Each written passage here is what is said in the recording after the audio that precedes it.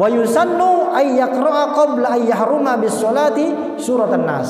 Nah, agar kita dijauhkan oleh Allah dari gangguan setan, maka diantaranya sebelum kita takbiratul ihram itu membaca surat An-Nas. Jadi diantara yang disunahkan sebelum kita mengerjakan sholat, agar selama sholat ini kita bisa tenang, bisa khusyuk, dan bisa terhindar dari gangguan setan, maka sebelum mengerjakan sholat disunahkan membaca surat An-Nas. Qul a'udzu birabbin nas, malikin nas, ilahin nas, min syarril waswasil khannas. Dari waswas, gangguan, bisikan-bisikan setan. Alladzi yuwaswisu fi sudurin nas minal jinnati wan nas. Termasuk surat An-Nas sama surat Al-Falaq. Ini kalau bisa kita jadikan wirid zikir kita.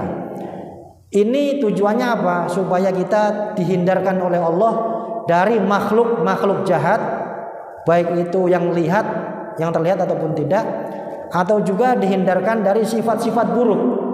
Jadi surat An-Nas sama surat Al-Falaq ini itu insya Allah bisa memberi perlindungan kita dari makhluk-makhluk jahat dan juga dari sifat-sifat buruk yang ada pada diri kita. Qul a'udzu birabbil falaq sama qul a'udzu birabbin nas.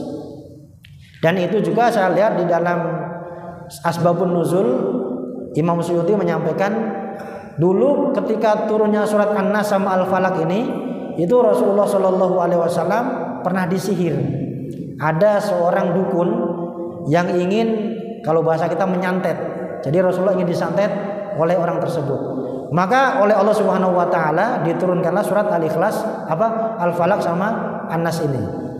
Nah makanya biasanya kalau ada orang yang kena jin, ya, yang diruqyah itu diantara bacaannya yang dibaca adalah Al-Falaq sama An-Nas.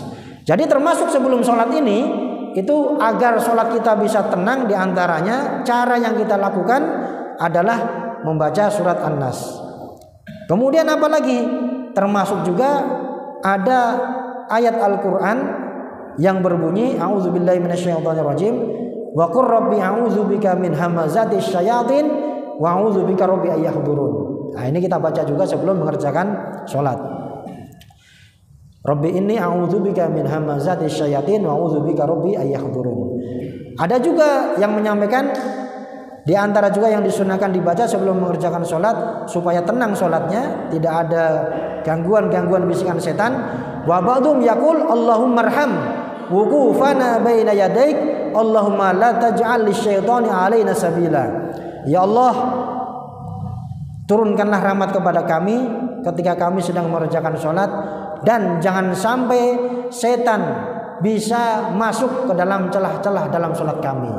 Nah, ini diantara beberapa doa dan juga amalan yang disunnahkan untuk dibaca sebelum kita mengerjakan sholat. Jadi kita memang berusaha agar benar-benar ketika sholat ini tidak ada hal-hal yang bisa mengganggu konsentrasi kita. Wa dzalika lidaf'il waswas.